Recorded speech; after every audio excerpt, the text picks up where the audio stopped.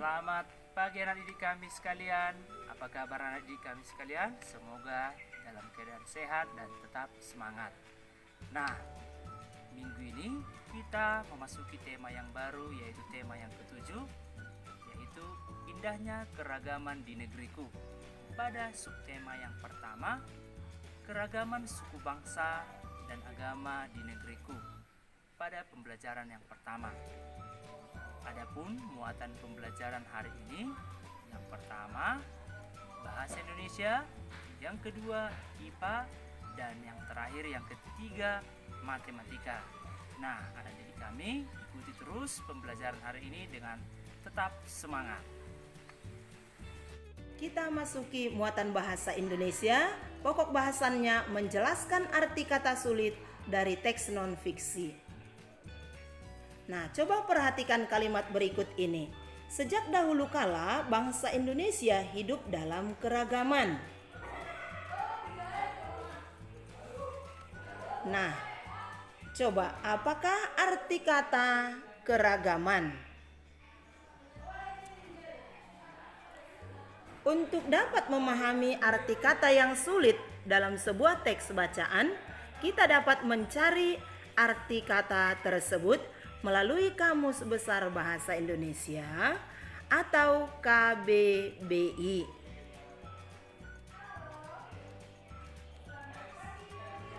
Nah, lalu bagaimana caranya?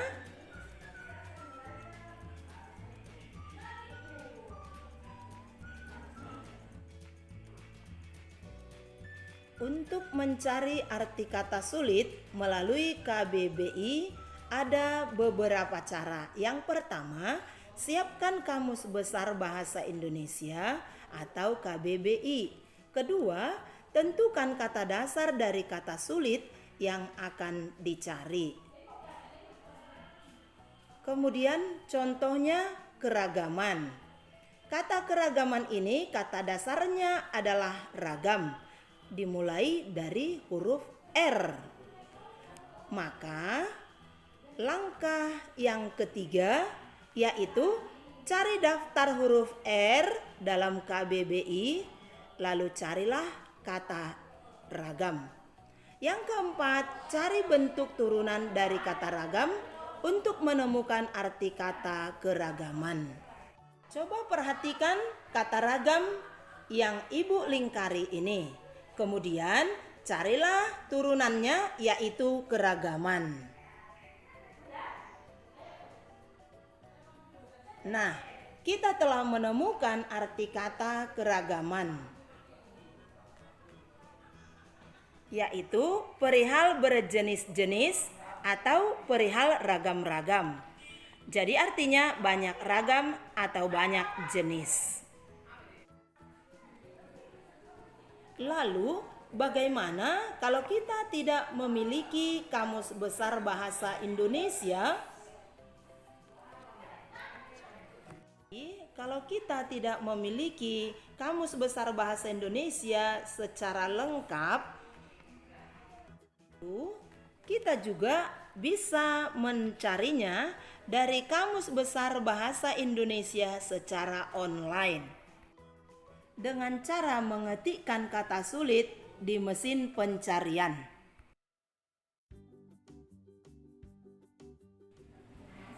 Nah, untuk menambah wawasanmu, kita perlu melakukan latihan. Yang pertama, bacalah teks berjudul Pulau Tanjung Bunga Nan Cantik.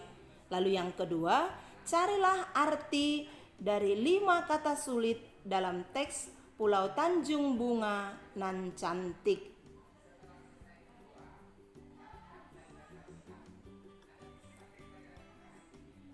Kemudian, bacalah cerita Pulau Tanjung Bunga Nan Cantik ini dengan seksama. Setelah kamu membaca cerita ini dengan seksama, di akhir cerita ini nanti ibu guru akan membuat tugas kamu mencari arti kata, lalu kamu kerjakan dengan baik.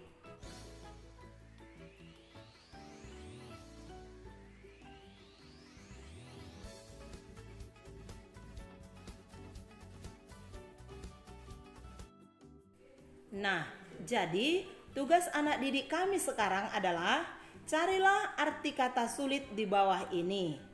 Arti kata sulit boleh dicari menggunakan Kamus Besar Bahasa Indonesia atau secara online. Nah, sekarang kita memasuki muatan IPA kelas 4 SD tema 7 subtema 1. Pokok bahasan kita menjelaskan pengaruh gaya terhadap benda. Gaya adalah tarikan atau dorongan terhadap suatu benda. Pengaruh gaya terhadap benda diantaranya 1. Benda yang diam menjadi bergerak. Yang kedua, benda yang bergerak menjadi diam. Yang ketiga, benda berubah bentuk.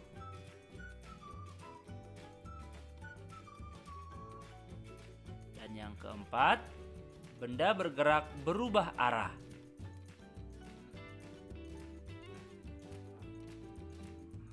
Pengaruh gaya terhadap benda yang pertama tadi, benda yang diam menjadi bergerak.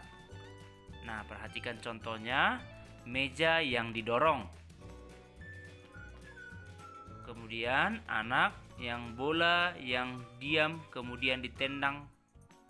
Kemudian berikutnya gerobak yang ditarik. Yang kedua tadi, benda yang bergerak menjadi diam. Contohnya sepeda yang dikendarai kemudian direm dan berhenti.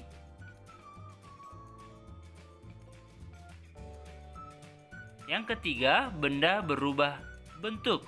Contohnya botol yang diremukkan. Atau tanah liat yang dibentuk. Yang keempat, benda bergerak berubah arah. Contohnya, bola yang melambung kemudian ditendang.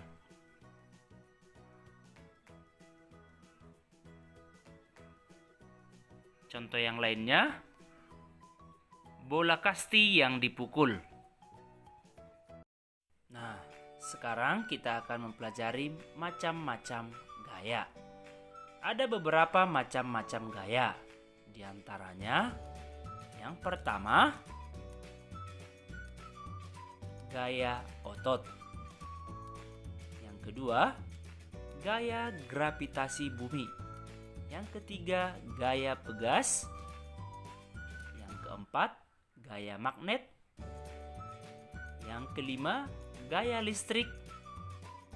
Yang keenam, gaya gesek.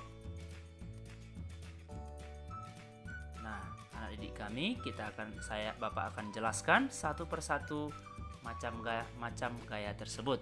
Yang pertama tadi, gaya otot. Gaya otot adalah gaya yang timbul karena aktivitas otot. Contohnya, seorang anak melempar bola, atau seorang ayah pada gambar berikut membelah kayu. Yang kedua, gaya gravitasi bumi, yaitu gaya yang disebabkan oleh gaya tarik bumi. Contohnya, penerjun payung yang bergerak menuju permukaan bumi. Atau contoh yang lainnya, buah yang jatuh ke tanah.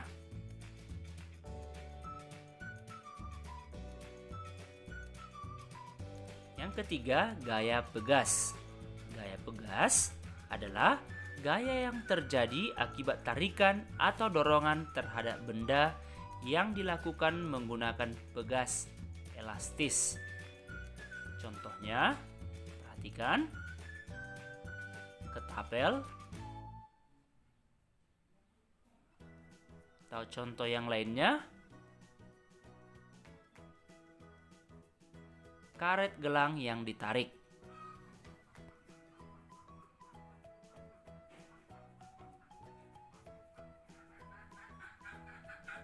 Berikutnya yang keempat, gaya magnet.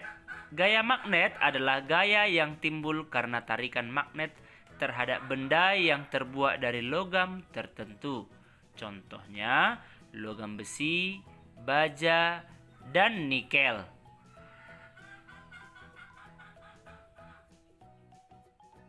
Nah, perhatikan contoh berikut ini, di mana magnet menarik benda yang terbuat dari logam besi.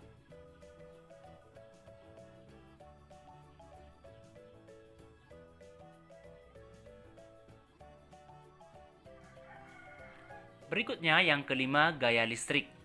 Gaya listrik adalah gaya yang ditimbulkan oleh benda-benda yang bermuatan listrik. Contohnya, penggaris plastik yang digosokkan pada rambut lalu didekatkan pada potongan kertas kecil, maka penggaris tersebut dapat menarik potongan kertas tersebut. Nah, perhatikan pada gambar berikut, di mana kertas kecil tertarik ke penggaris yang dipegang oleh seseorang.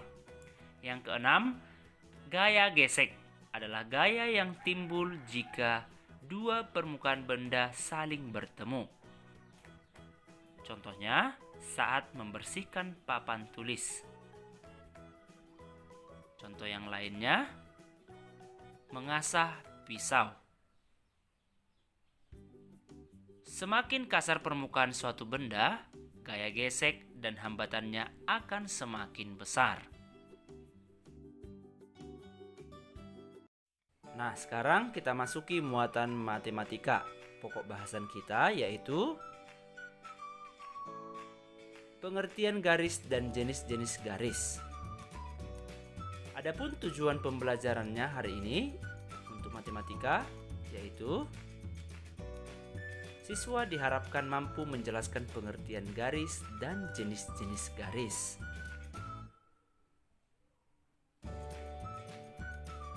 Nah, anak didik kami coba perhatikan gambar berikut.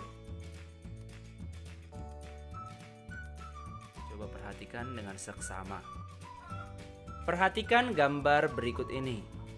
Pada tanaman padi di persawahan berikut, tanaman padi tersebut membentuk garis-garis dan jalur kereta api dan atap rangka bangunan berikut.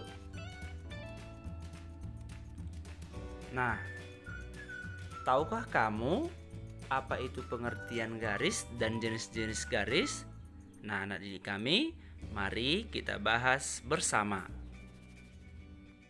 Pengertian garis. Perhatikan ilustrasi berikut ini. Perhatikan kumpulan titik-titik yang Bapak buat. Semakin ke kanan, maka titik-titik itu semakin rapat. Sehingga titik-titik tersebut jika dihubungkan akan membentuk suatu garis lurus pada suatu bidang. Nah, berdasarkan ilustrasi tersebut, kita bisa simpulkan bahwa garis adalah kumpulan titik-titik yang beraturan dan berkesinambungan. Jenis-jenis garis. Yang pertama, perhatikan garis lurus. Garis lurus adalah garis memanjang yang tidak terbatas di kedua ujungnya. Perhatikan garis A dan B. Garis AB atau dapat ditulis garis AB. Yang kedua, sinar garis. Sinar garis adalah garis yang diawali oleh suatu titik, sedangkan ujung lainnya menuju ke suatu arah tak hingga. Sinar garis AB atau dapat ditulis sinar garis AB.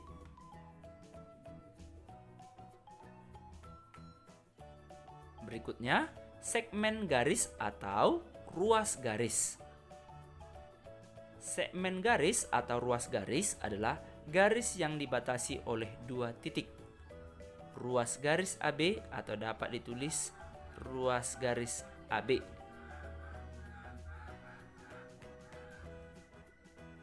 Garis vertikal dan garis horizontal. Garis vertikal disebut juga garis tegak. Nah, perhatikan contoh berikut ini, di mana garis XY itu garisnya tegak. Sedangkan garis horizontal disebut juga garis mendatar. Perhatikan. Contohnya garis QP.